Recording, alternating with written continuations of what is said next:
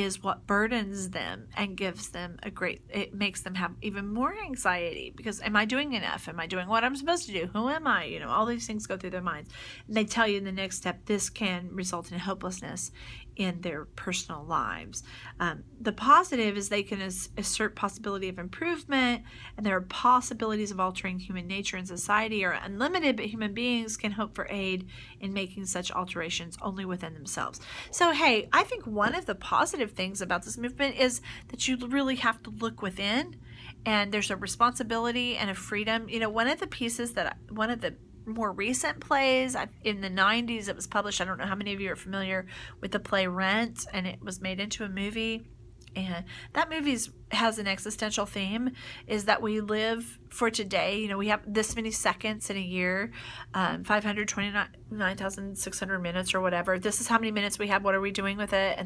And one of the things, the positive things too, that are not in these literary notes that I want to say to you, is that in my studies of existentialism, what I have found to be true is that friendship and relationships are some of the most positive parts of this movement. Like, we can bind together in the now and do what we can where we are and love one another. So love becomes one of the primary benefits of this movement, like one of the things that's enjoyable for people who embrace this philosophy, is that we have one another. You know, it kind of reminds us of some of the poetry of this time and prior times, where we say, hey, all we have is one another. Let's make the best of each moment. We don't know when it will be our last moment. We don't understand the world or everything that's going on, but at least we have each other.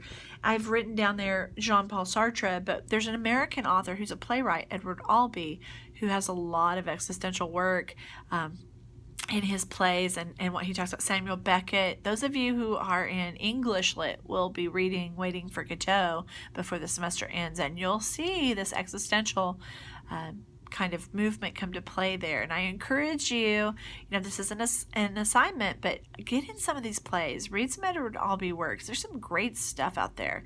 And anyway, so I guess that's it for today, and we still have a movement, postmodernism, to cover in the future, so we'll get back with you in coming weeks about that. I hope you're having a wonderful week.